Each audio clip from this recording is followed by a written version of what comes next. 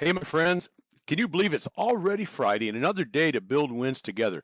I hope you've been doing them all week. It's been a massive, awesome week at Building Wins Live for Wes and I, and we're just excited to be back to talk to you with a guest today that you're going to really, really enjoy. Somebody I've got to know, Gary Bontrager. Gary is a podcaster. He's a coach. He's a teacher, trainer, consultant. The dude's just all around amazing, and you're going to love it. So do not go away. We'll be right back with Gary.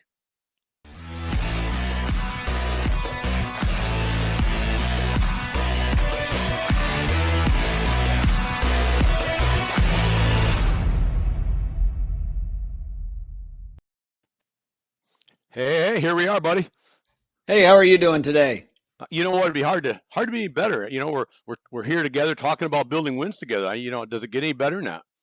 Nope. Wins are what it's all about. That's what the Yeah. foundation's built on. Exactly. And it's interesting because I had a number of people that say this building wins thing is all you talk about on social media. Everything you do is about building wins, building wins, building wins. And I always have to remind people that wins are across the board, right? We can go build losses, right? That's not what we're about to do. Sometimes we do lose, but you want to grasp a win out of that and keep going, right? So Right. it's but so Gary, I always like to start because it's kind of at the start and it's a great place. Who in the world is Gary Bontrager? Let's That's get a the great story. question. You've That's a been great wondering that for all question. these years, haven't you? Right. No, I tell you what, I find myself at a place in life that I couldn't have dreamt when I was young. I grew up in a small community in Kelowna, Iowa, just south of Iowa City, about 15 miles on a row crop and dairy farm in a beachy Amish family. And we had, there's 8 children. Grandmother lived with us in a small house on the farm. We learned to work hard, went to a small country school. And most of my family is still in the farming and agricultural business. But really, that was a foundation for myself. Even as a 6-year-old going to school, I would get up early in the morning, go out, feed calves, come back in, shower, eat breakfast with the family, go to school, and come home and do it again in the evening. So work was really a fabric of our entire lives. That was a big piece of it. So through that, when I was 15 years old, I had the unfortunate situation happen that my father had passed away, and I had an 18-year-old brother, and some of the older siblings were out of the house. But we just really dug in on the farm and worked, and it was in the 80s when times were tough, and we actually survived that whole time period. And I'll tell you what, I feel very fortunate to have a foundation. You talk about building wins. I had an amazing father, and knowing he was ill and would not live a long life, that taught me some amazing foundational cornerstones in my life that I live by today. And most of my life I've lived in Iowa, been self-employed since I've pretty much been 20, 21 years old. Various businesses which have really shaped my life. And then you talk about building wins. I always think about the failures, and I think so often we're afraid to fail. But I could not be sitting here today visiting with you, Randy, if I had not fell down many times and learned how to recover and how to build a win off of that, because it's truly during those difficult, hard times. And that's what shaped my life, is learning how to recover, how to be resilient, and how to push forward. So in a nutshell, what that did is that was the foundational part. Quickly moving forward, I had an automotive business and a towing business for about 12 years, transitioned out of that into insurance. And through the insurance, I started to work with a lot of small businesses, contractors, and et cetera. And at some point, I brought in a business coach who also helped me transition into that. To help those young entrepreneurs be successful, set up the foundation for their business, for their success, which really developed a whole coaching business. The podcast, quite frankly, is something that just kind of came out of, I started doing it in insurance just to educate clients, about insurance products. And then it transitioned pretty quickly to marketing, really, to explain a lot about myself or even about the clients I work with. But what our podcast has really developed, a mindset growth podcast, what it's developed into is simply a platform where we try to resonate with people that have overcome odds to find success in life. And, that can come in all shapes and sizes. But it's a positive motivational podcast, is our desire for it. And so all of those things that come at us, I'm giving you a really quick one, but really all those things that come at us that are difficult, I believe will sharpen the tool to where you can be more effective. And clearly, one thing at the heart, people often ask what drives you. Outside of the fact I have a very strong work ethic, I have a very high desire to serve people. And if you notice, as you learn about me, you're going to see every business I've ever been involved in, it has clearly been there to serve people. Mm-hmm. And my biggest downfall early in my career was I put serving people over my own maybe profitability and common business sense, which caused me some of the problems that have sharpened me and driven this desire to help other young folks that are getting into business to maybe learn how to be successful so they don't have to go through some of the experiences I've gone through. Well, that's a, excuse me, I have a little cough today. The start, it's interesting to hear you start, because I assumed with your name, I've been serving and working with the, shall we say, the plain folk community, right? The Amish Mennonite community my whole life. And sure. So the name I recognize very much. Interesting to hear the background story, because that background, nobody understands work, right, better than the Amish folks, the Mennonite folks. You look at all the communities. I do a lot of work in Holmes County, Ohio, which I think you have some clients out that way, if I'm not mistaken. Yes. That we're mutual friends with. And you don't have to drive too far out through there, down the side roads, to see just so many little businesses start up, right? And they're keeping with the theme today, but they're just building wins for themselves every day. And it's like, and I'm not talking like every 5 miles, right? I'm talking every 5.5 steps sometimes, almost, right? Somebody else.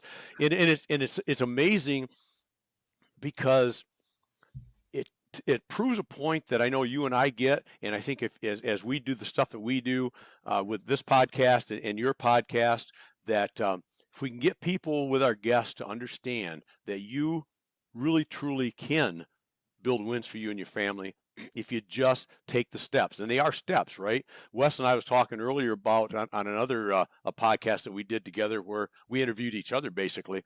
That was quite exciting, I'm telling you. But actually it was quite good. But we talked about that everything happens incrementally, right? Right. And you got to take that step by step by step. And sometimes you can't, if you can skip a step because it makes sense after experience, that's one thing, right? But sometimes you just got to take that next step and take the punch in the nose, take the skin knees, get up, shake your head, figure out what went wrong, right? And move forward. And what I love about what you're doing and bringing to your clients is you are taking some of that pain out, right? You can eliminate some of the scraped knees and busted elbows, because you can grab them by the belt just before they walk into the Grand Canyon and say, hey, dude, you could do that if you want, but, right? And I think that's a huge benefit that you bring to your people. Well, and you set me up there, but one thing I really appreciate, I know when I was a young man, my generation was going to be the next demise of our future in our country. Mm-hmm. And, that happens as we go through Gen X and Gen Zs and millennials and all those. But I work a lot with millennials and even now the younger generation than that. And the thing that fascinates me is their technology and their information comes to them so much quicker.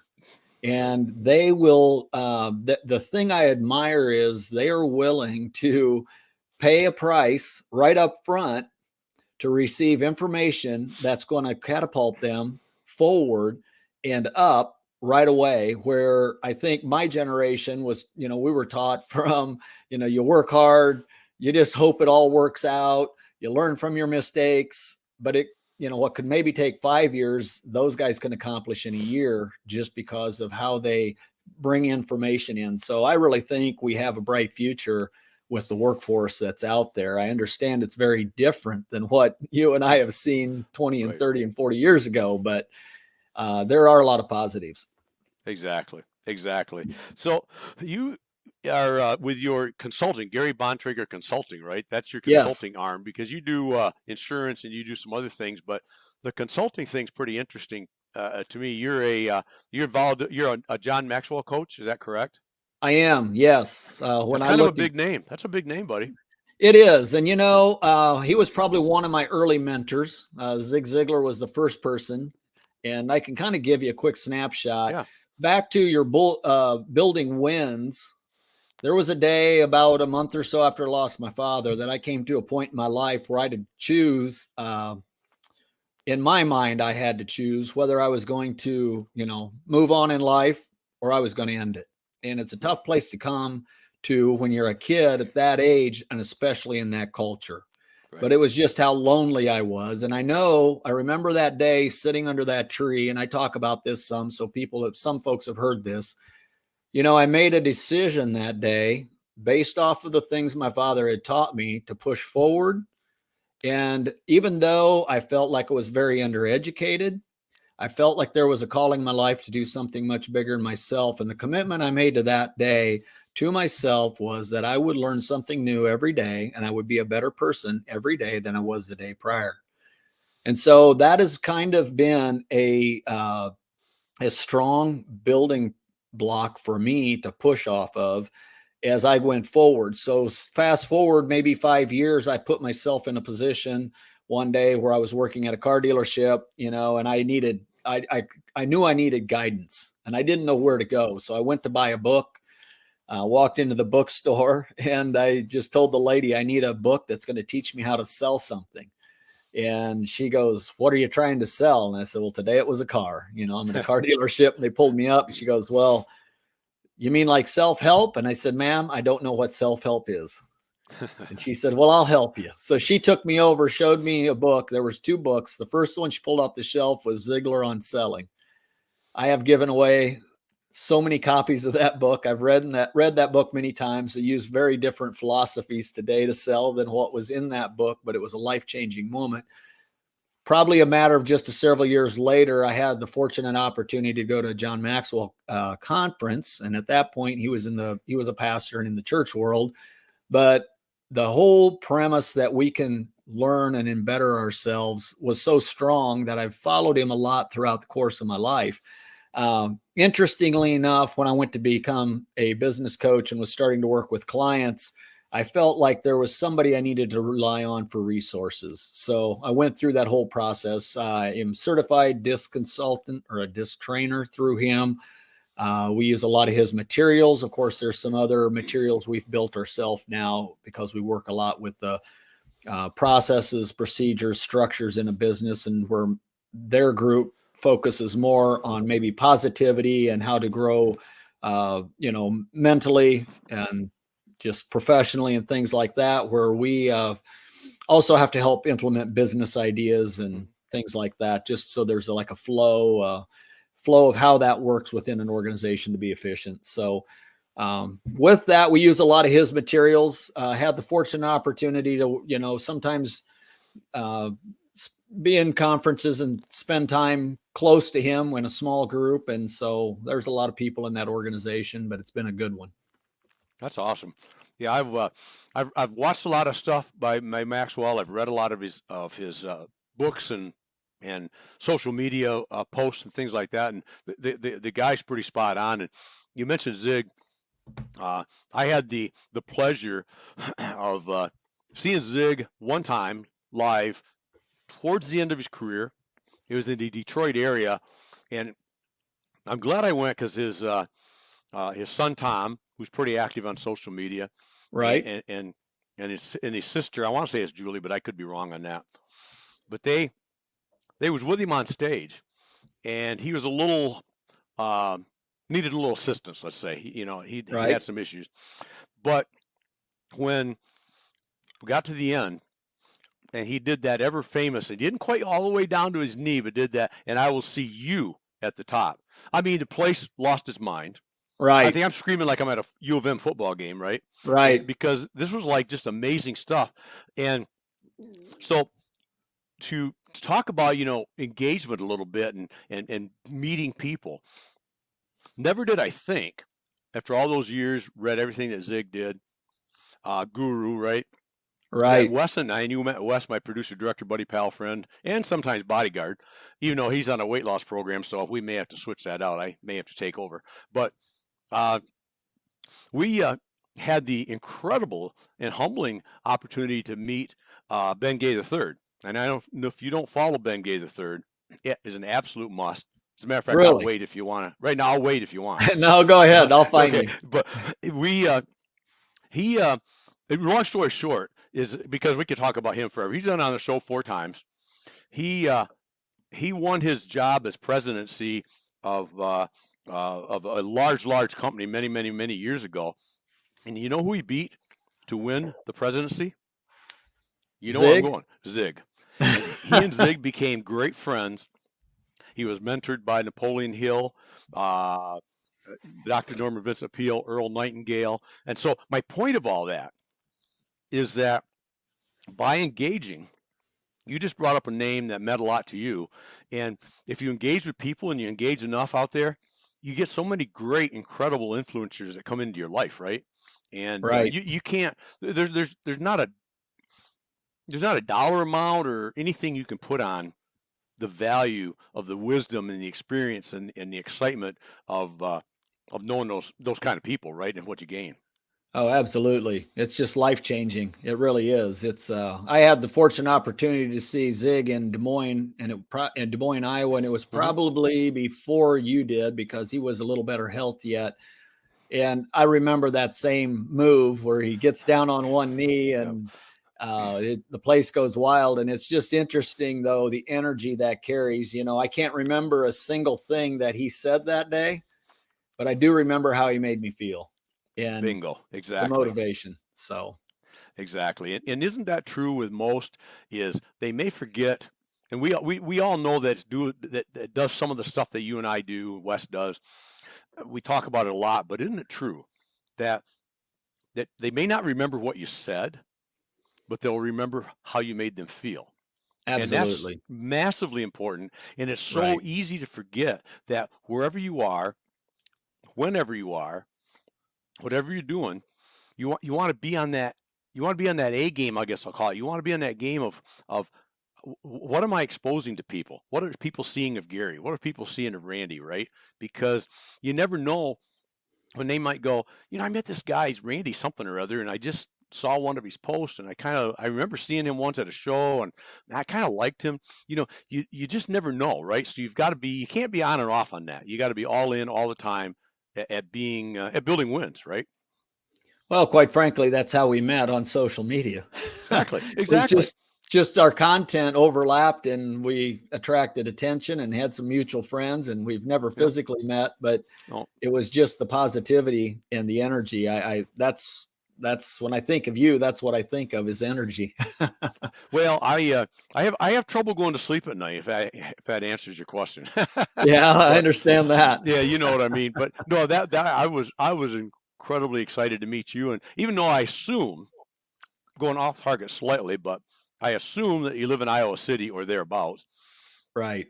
You are a Hawkeye fan, I assume. I am. It's a little bit of a tough time for us right now. Man, yeah, we won't go too far into that. Bring up my mid Michigan hillbillyism because I grew up on a farm as well, not an Right. Amish farm, but I grew up on a farm, so I got some mid Michigan hillbillyism in my content at times or my voice. But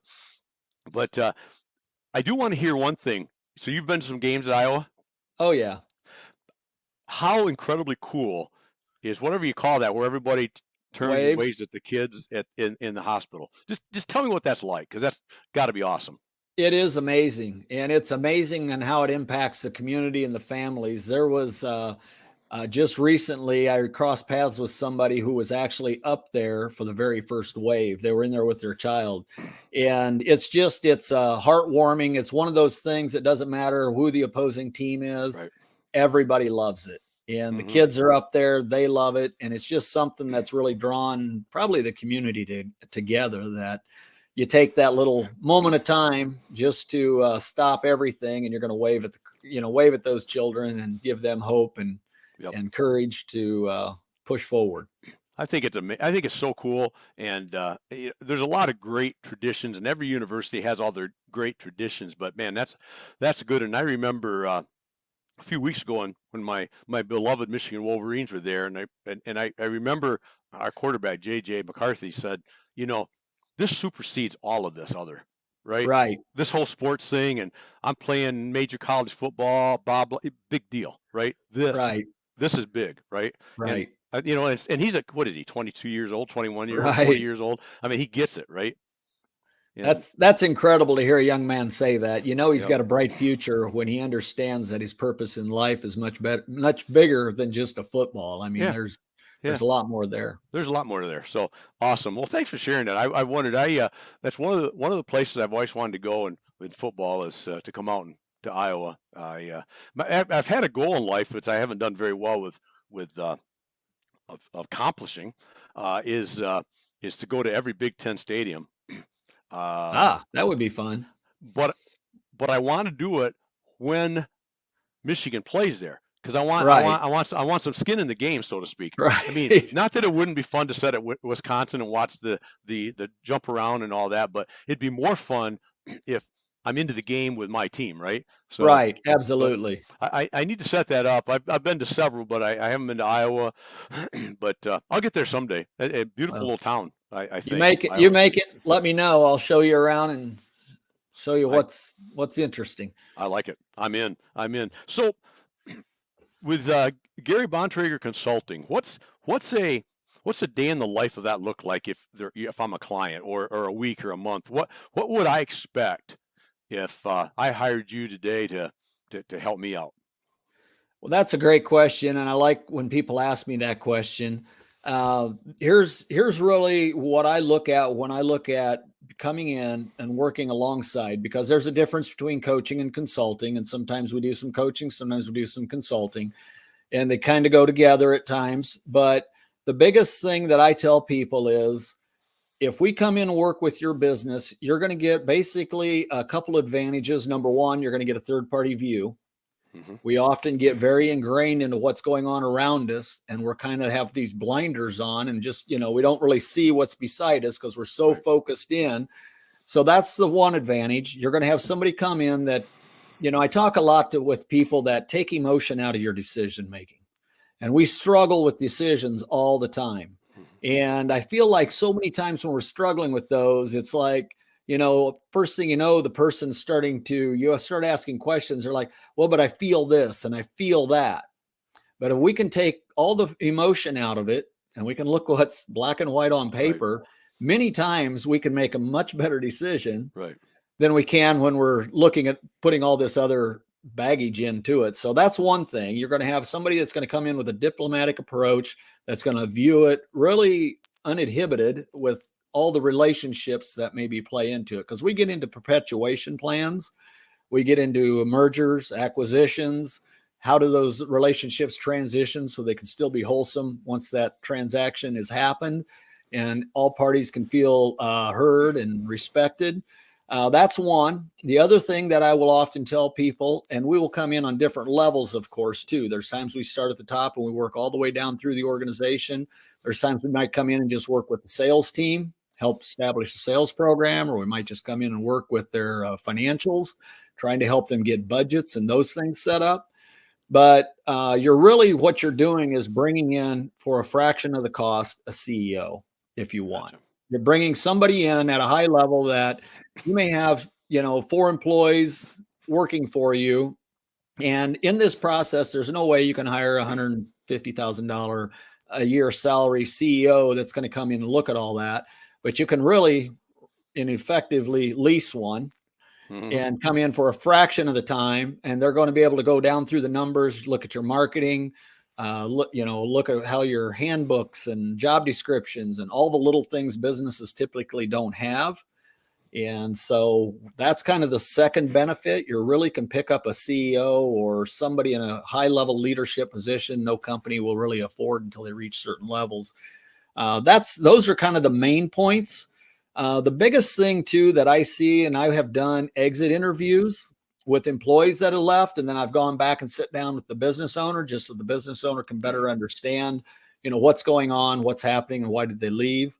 I will say every time so far, it has come down to the employee is saying, well, if you paid me for what I'm doing, I'd stay, but I'm not making enough money for everything I'm doing. And I will come back almost every time. And the owner is going, well, if he did what I asked him to do, I'd pay him that. Gotcha. So at that point, I asked both of them always, well, where's your job description?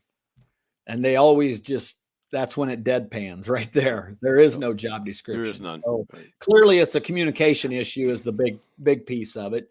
And there's times we help people establish those and, set up their weekly and monthly meetings and forms of communication. And, it's a process to adapt and change to that. The whole group has to want it to really get the effectiveness from that. So, but that's the biggest thing with the consulting. It's, we give you that third party view and can give you opinions that are unbiased. And then also we can come alongside and walk with you and help you really elevate and take a look at a higher level.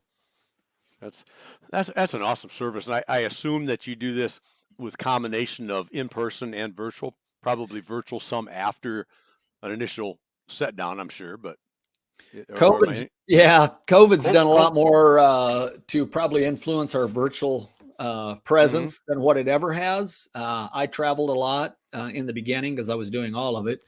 The other thing that's unique with Gary Bontrager Consulting is the fact that we have got multiple coaches. We've got a CPA, we've got an HR expert, we've got people. They're all people that have built businesses or been in high level positions in other organizations.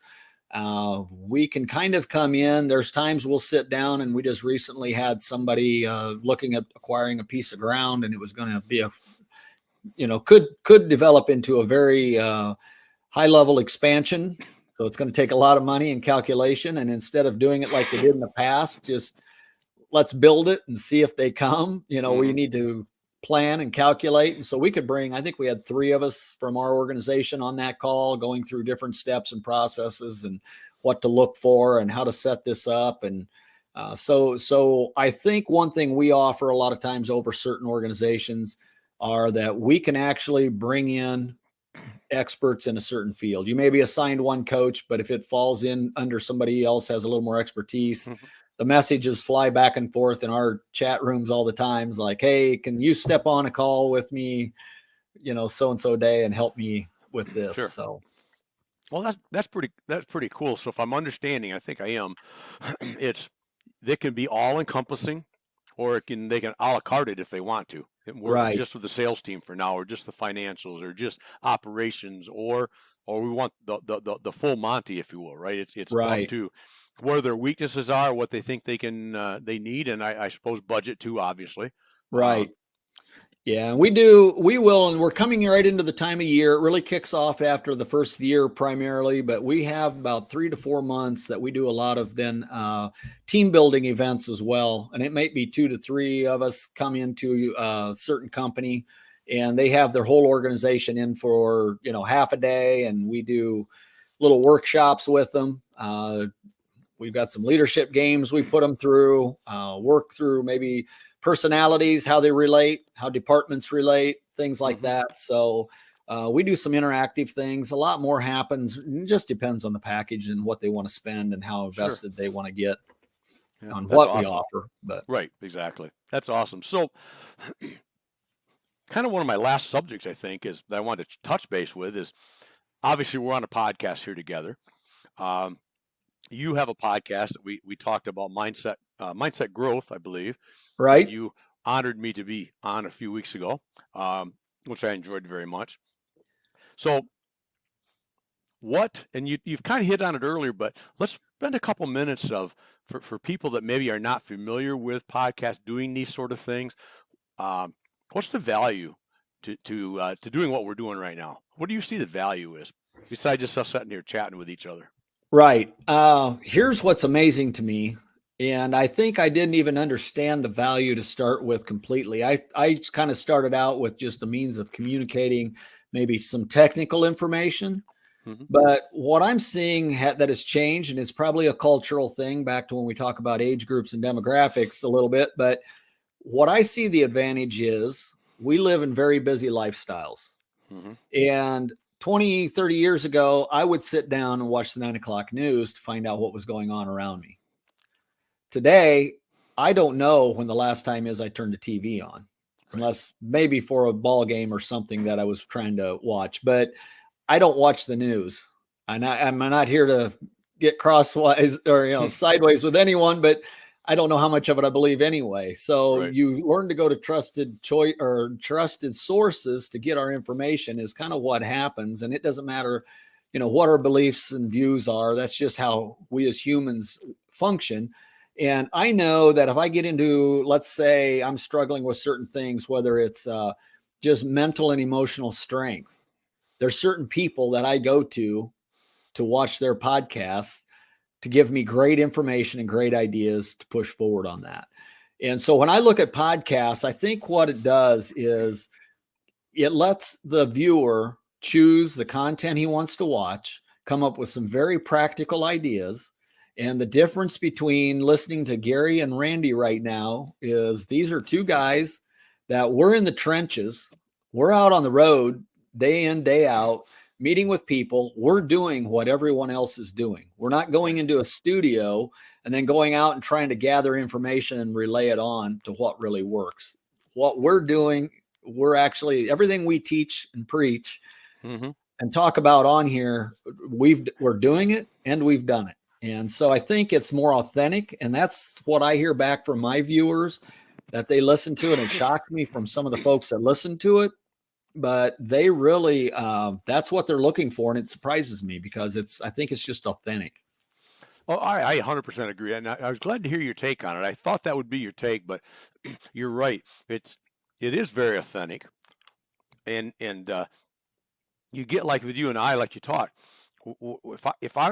I feel like there's some credibility that comes from if I'm going to talk on a podcast about whether it's hosting or guesting about anything to do with sales. That's my area, right? Right. Um, I have 4+ decades of experience being pretty good. Right. And I've learned to hybrid that. I've learned to build wins that way. And when I get on a show on Friday, I may have just came back from 4 days at a trade show, living that. Right? It's like you just said. It's way different than. Well, I did it 27 years ago, and I wrote some. I've got a bunch of pamphlets here. Right? We're living Right. it every day, and I think that's where podcasting comes into play. And as you touched on earlier too, I thought was really important is I I was at a trade show last week and I did a little talk about hybrid selling, and one of the questions was how to how much adapting do we need to do and how quickly? And I said that fast because in Yes. today's world on social media especially, you're not competing. If you follow me, I might have a second or two for you to go ahead and see what I have. If Right. you're not following me, I have a nanosecond because I'm Right. not competing against Gary and what you may have to say. I'm competing against tens of thousands of stuff, whatever that is. We're swipers, right? Swipe left, Right. swipe left all day long. So you're not competing. It's like in the sales world. Um, the one of the oldest problem, not one of, but or not the oldest, but one of the problems young sales guys will make, right? They want to do the whole sales process on that first phone call. Well, you're not Yes. going to get the second one because No. your whole point, right, is to see and investigate. Is there a reason for us to get together and talk? And if I decide and you decide there is, all I want is the appointment to come see you, Gary, right? If I give you Right. too much more, you're going to go, well, I kind of understand what you got. Let me think about it, right? The old let me think about it thing. No, I don't want you to think about it. I want to come in and meet you and get to know each other, right? So I think in today's world, whether it's social media or not, even if it's person to person, we better learn that we've all become social mediaized. I guess I just made that up, Right. right? And everything we want, even guys more our age. I'm guessing I'm older than you, but by probably a lot because I'm just old. But is that I'm that way.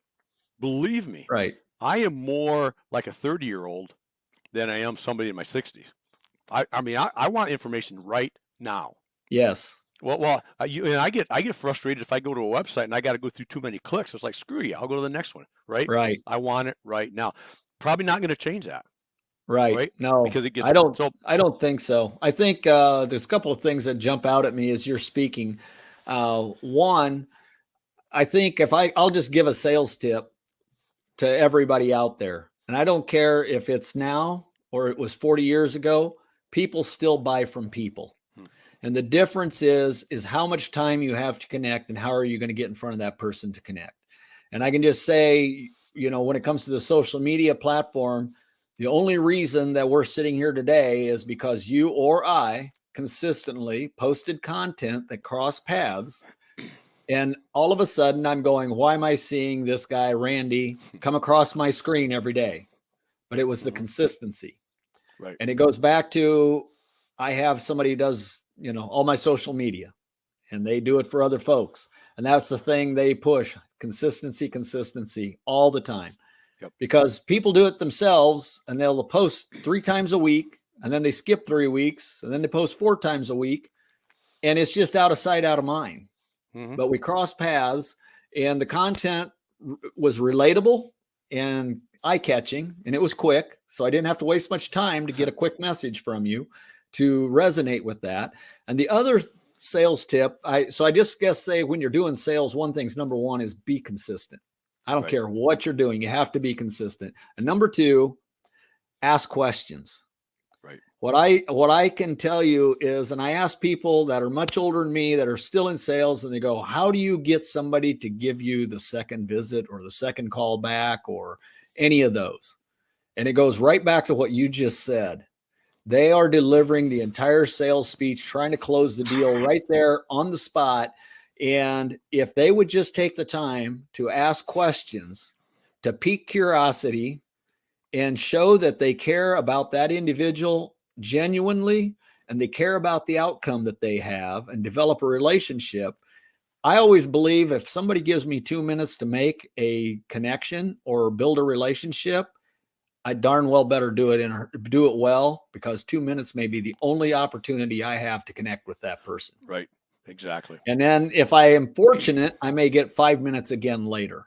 And if it's on social media, we may have 7 seconds. Like Right. TikTok, that's their thing, 7 seconds. Hmm. I know we're literally working in seconds to connect, and then maybe minutes. But Yep. once the relationship's there, they're going to give you every meeting you want, and they're going to do business with you. And Exactly. if there's any advice I'd give anybody, is you have to improve your communication skills and expertise in order to increase your sales. I mean, when I got into sales, I had the whole formula down. I knew I closed about 25%. Hmm. So when I went out cold calling, I knew how many people I needed to hit, and I worked that whole process. Well, today I probably close 90%. Right. Right. I have an advantage. I also know what my client looks like and where my sweet spot is, so I know Sure. how to work it a little better. But it's the relationship piece that's Oh, it is. huge. That's a huge part, and I'm going way past what I meant to, but this is important to me, so I'm gonna, if you don't mind. Used to be we had Oh, the triangle, or the triad, right? And it's still there, yes. the quality, service, price. And I trained myself to say it that way. It's quality, service, price. Everybody likes to go price, service, quality. It's a different story for a different day. But I'm an Yeah. out of the box thinker. I like to think out of the box. I like to maybe not even see boxes, but in my mind, and I talk about with anybody that'll listen, is I've decided to come back with a box one way. I take the triangle or the triad, open it up, and add one more side to a square, because I think it's relationships on that other corner. So it's I agree. relationships, quality, price, and service. Because if you don't have the relationship part, most of the time, I'm not saying there's probably not certain levels of business that has nothing to do with that other than what's the price. I get that. But generally, 80+% of the time or better, I would guess, it still comes down to the relationship better be firm. Because if you have the relationship, a lot of these other issues of the quality you can get by as long as it's not bad, the pricing we can work on, service could we do a little better, we'll try, but you can work through those issues if you have the relationship. That's right. Does that make sense to you? 100%.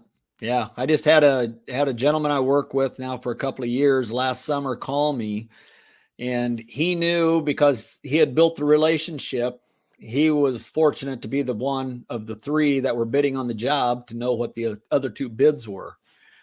And the relationships, what allowed him that, so that they could let him sharpen his pencil to come in and beat the price. And he calls me up and he says, Gary, I'm going to lose money if I do it and beat the low price. And I said, well, I'll tell you what we're going to do. I said, we're going to add in some more options and features. We're going to make you the high price and we're going to go close this deal. And he's like, you're nuts. You're out of your mind. So what we did is I said, no, this is our plan. You already lost it. If it's price, you've already lost it. So now we're going to go through an exercise and we're going to add in extra features and perks based off of service and some different things that could be important to them. I said, you're going to go back in and present that. And I said, you call me back in 60 minutes, shoot me a text when you go in. I said, I want to call in 60 minutes to know how quickly you close that. And I role played it back to me and all that. He calls me back about 45 minutes later and he says, Gary, I can't believe it. I got it. I raised my bid and I got it. And I said, don't you ever again think price is the bottom line, because it's not. They knew the guy with the lowest price was absolutely going to lose money. And if he's going to lose money, what's the quality of his job? Exactly. And he's got to cut corners. He's got to cut the service won't be there. Exactly. And so that was what he built in, was like a 2-year, some extra warranties and some extra, things he was going to do to ensure that the quality was there. And he come back with it. And he was ecstatic, and it really was a changing moment for him, as a vector moment that helped him find a new direction on how he approaches the sales. That's a great story. Great story. Well, Gary, you've been incredibly generous with your time, and I appreciate it, my friend. There's something Wes always covers for me sometimes when I forget, but so should ask question there. Look at that, man. He's quick. What did I miss today? Give me the last thing that Gary's sitting there going for the last 40 minutes going, man, I wish Randy'd bring this up.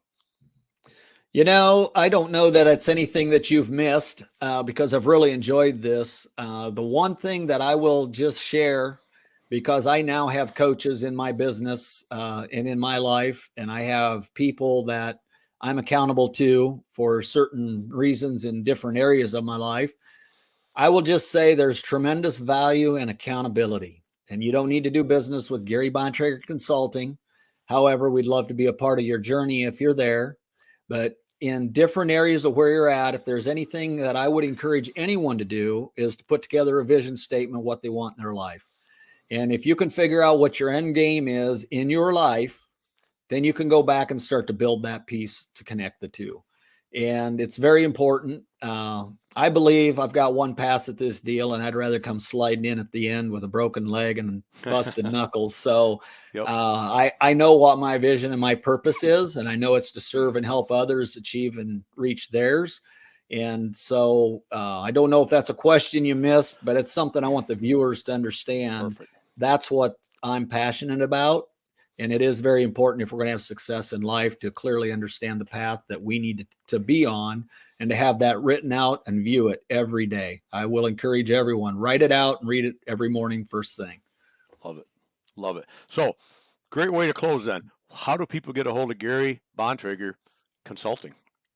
Okay, there's you can reach us out on our website, www.garybontrager.com. We have a Facebook page, Instagram, YouTube. We will certainly have all our information on the website, and of course on all of those other platforms. We're on other, LinkedIn. You can find me out there under Gary Bontrager as well, TikTok, and a few other places. But we certainly have my phone number, my personal numbers out there. You can call me anytime, and we are happy to visit, whether you're a client or not, or just want information on how this might work and how things might look. But certainly enjoy serving others.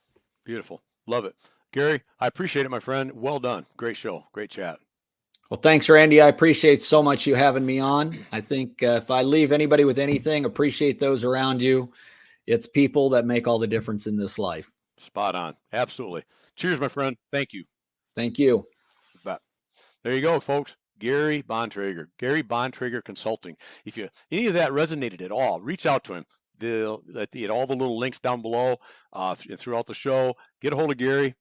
He's the real deal. I can guarantee you that. So, hey, thanks for stopping for another fun week of Building Wins Live together. And as always, come back and see us next week, and whenever else we pop something new and crazy up. But we'd love to have you on board the winning team, Building Wins team. So until we get together again, remember this: live it, love it, own it, and remember, it's only get one go around. So make today your best day ever. Till tomorrow. Cheers, my friends.